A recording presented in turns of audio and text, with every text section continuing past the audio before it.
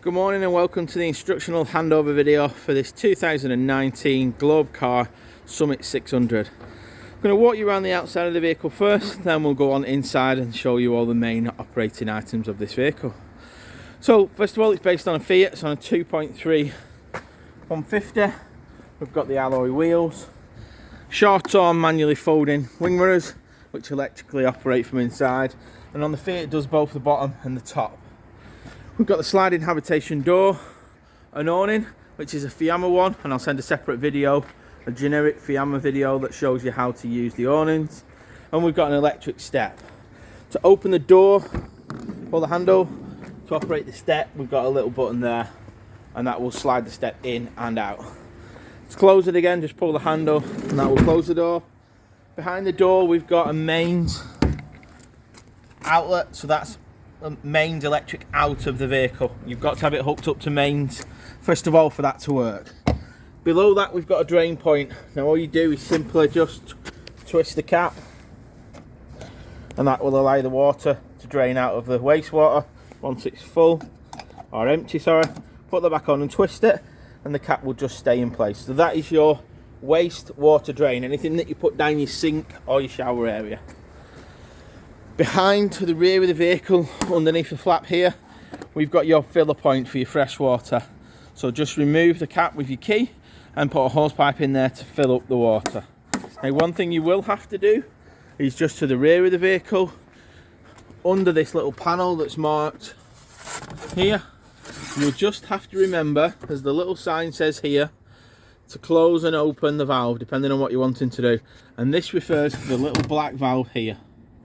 Yeah, so close it, you go clockwise and open it, you go anti-clockwise. You've also got a travelling litre tank, so you can close it 2/3 or 3/4, sorry, and that will allow it to just fill up to 20 litres.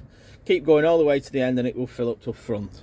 So that is your freshwater tank, and that is the freshwater drain underneath the little panel to the rear of the vehicle on the driver's side.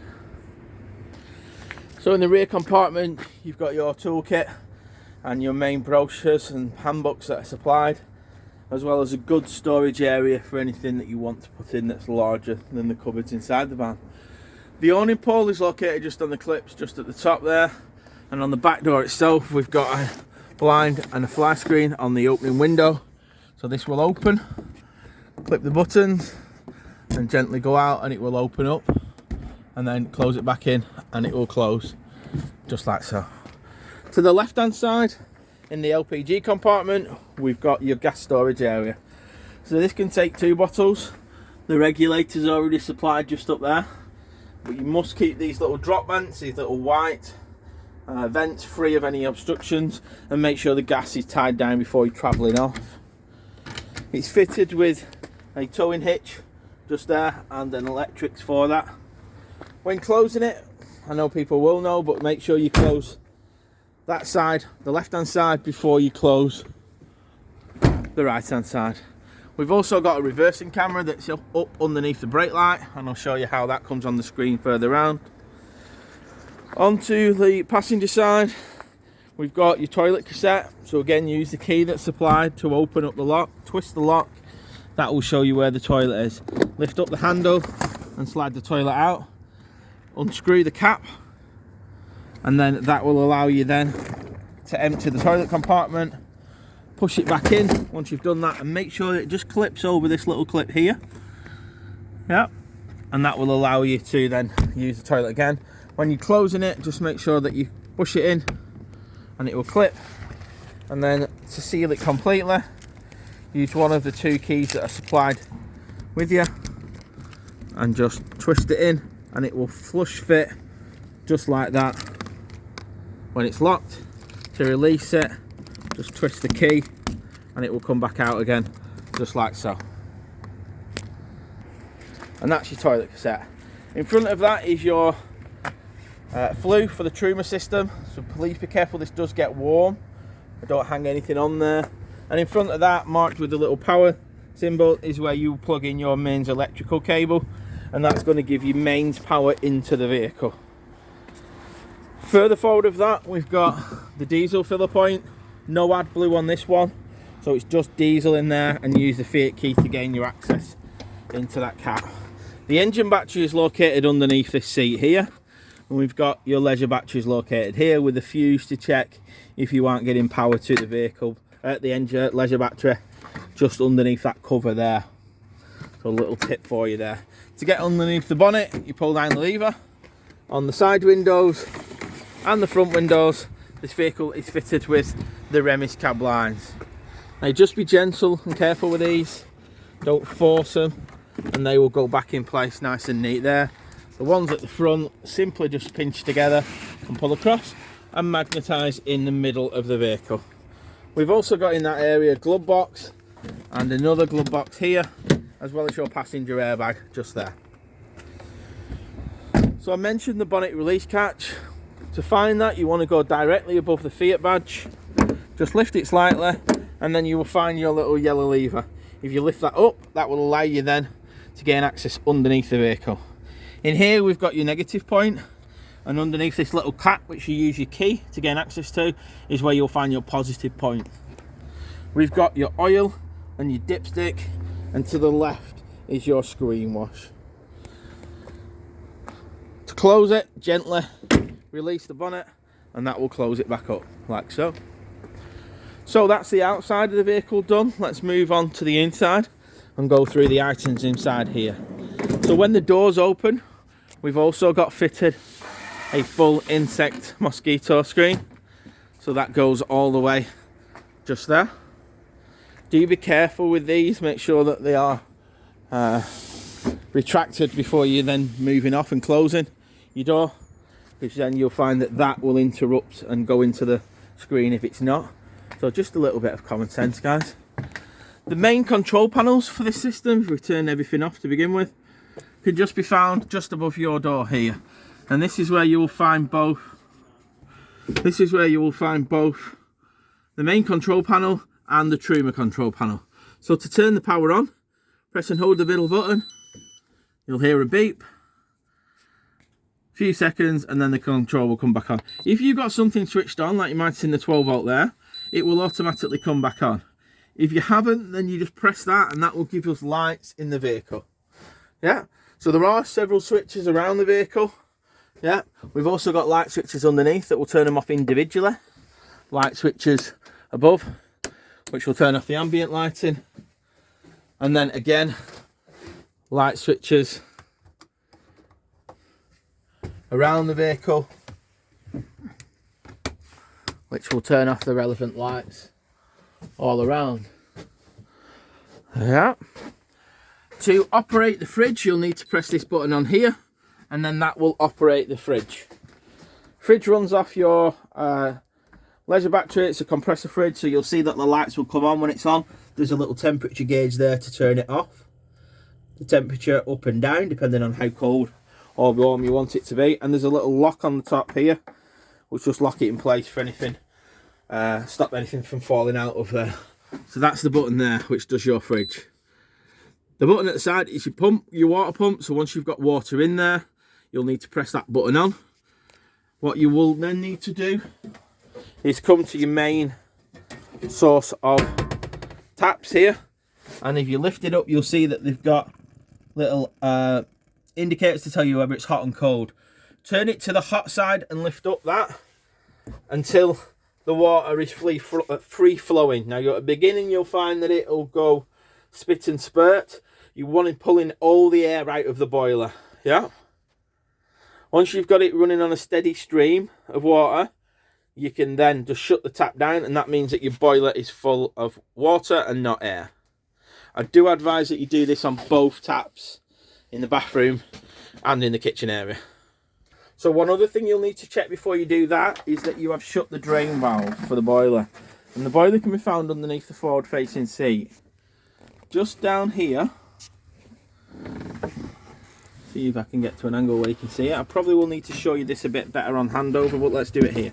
So you'll see this little blue triangle and a black box. Now when it's pointing across the vehicle, as it is there, it is draining. To fill it up, you'll need to flick the diamond switch to from side to side to the front, and press the little blue button in at the bottom. I will show you a bit more on handover because it's a little bit difficult to see on the video, but that is your drain valve. This here, down here, is your drain valve for draining the boiler, and you must make sure that that is closed, otherwise water will just go straight out of the vehicle, and make sure it is emptied when you've finished using it. So that's the drain or the frost protection valve for the Truma boiler. Also in this middle area, you'll find underneath the seat here, we've got 3 items. So from right to left, we've got your main charger, the black box. We've got your main fuse box in the middle. And then we've got your main RCD breaker like at home, which will trip the electrics if something's happening to the power going to it. So that's where you will find, in that little compartment, all your electrical items. Back to the hob side, we've got a 2-burner gas hob. Basically, turn the dials here. So you'll have one at the top and then one at the bottom. You'll just need a little igniter to light it, but that will allow you to use the gas for cooking just there. We've got another little light under here, which you just turn off. It's 3 settings or on. We've got storage in the large compartment just here. Make sure before you travel you press the button in. Here we've got the utensil drawer. Again, making sure that you're pressing that before you travel off. Another one there, and then another one there. So clip them all in just as you see there, and that will allow you then to travel off. We've got another drawer just at the bottom just there, and that will clip in place. All the handles above, you'll just press the little lever down, that releases the catch, and that will give you access into them overhead lockers all the way around the vehicle. And we also have a max view aerial fitted to the vehicle for those that are wanting to watch TV. The blind above has a blind and a roof light, and then to open it you press the button down and lift it up. Please make sure that before you're travelling off that you've checked that that is back over the little fitting there. Yeah. We've also got a TV point there, and we've got another socket just located there for you, main socket. Again, main sockets will only work when you're hooked up to mains. So the bathroom area, you'll see when the light's on like that, it tells you that the toilet cassette is full. Yeah, so you need to empty it as I've shown you and then put it back in. To operate the toilet, you do that by this little handle here. Pull the handle, it will open the valve, push it back in and it will close it. That handle has to be pushed in for that toilet to be able to be removed. So it's quite crucial that you do that. We've got then the slide compartment. So pull it and slide it, and it will magnetise on there to release a large shower area. Then you will put the little shower hole just in there. It tends to be a handheld one, and then you will close the door on that area. There's a little latch here that you must remember to remove before you're doing it. And again, we've got a roof light here with a blind and a fly screen just on that. So again, you can open that for a bit of ventilation. When you've finished doing it, just pull it through and it just magnetises down at the bottom. A couple of light switches just up here, which will turn off the airing light, and we've got a little bit of storage and a little bit more storage there. A couple of little coat hooks just on there, and then to secure that area off, you just pull it across just like so.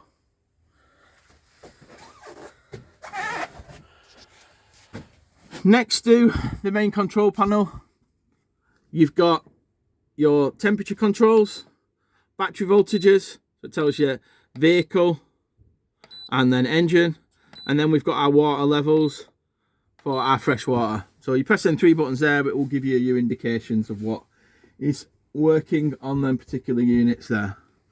Next to the control panel here, if you press it on, this is our heating controls.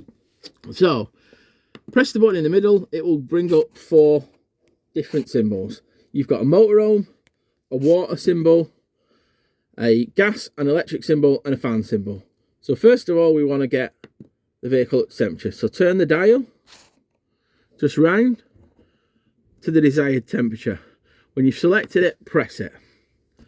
The next one we want to do is then select the fuel, and I always do it this way so that we don't trip anything out. So turn your gas on or your electric on before you do this as well, guys. So we've got gas. We've got a mixture of gas and 1 kilowatt electric, that's mix 1. Gas and 2 kilowatt electric is mix 2. EL1 is 1 kilowatt electric and EL2 is 2 kilowatt electric. So let's put this on.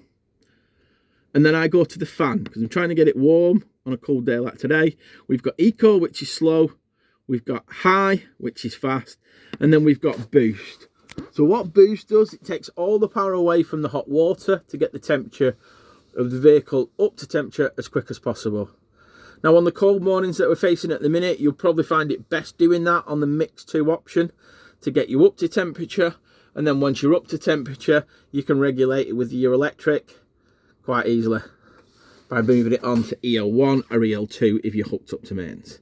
If the panel goes dark, just press the button again and it will light up.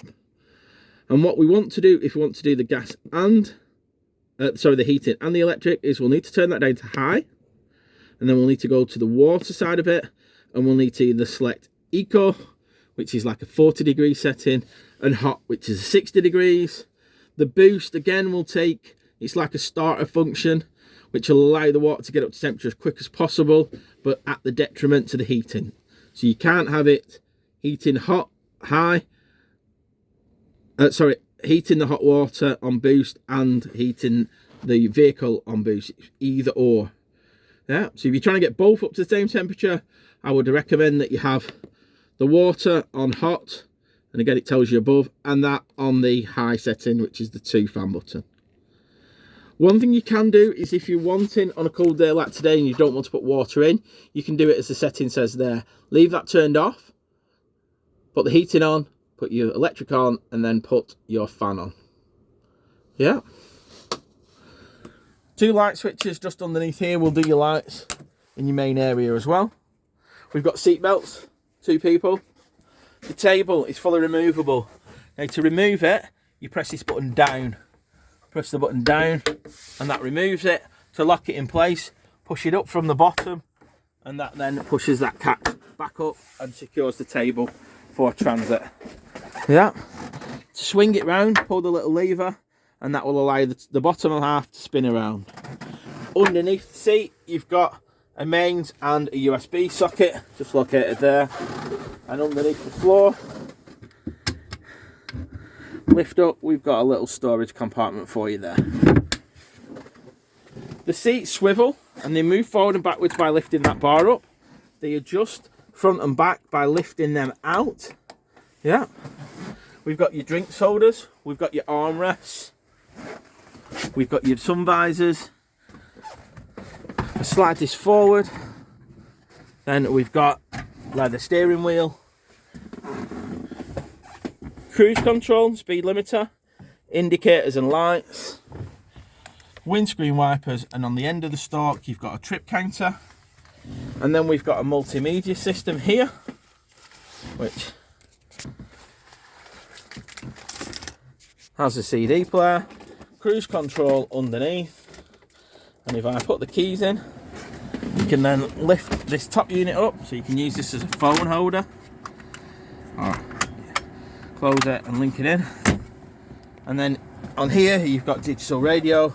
If we put the vehicle into reverse, we'll see that the camera comes up on there as a full screen display. Okay, we've got traction plus down here, hill descent, hazard lights, and your lock button, which will lock the cab doors. On leaving the vehicle, I would advise you to make sure that your gas and electric's turned off on the vehicle, but before you do that, turn off that control panel.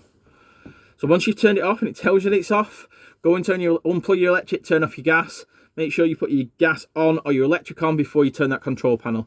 It will just save any warning lights coming on that control panel.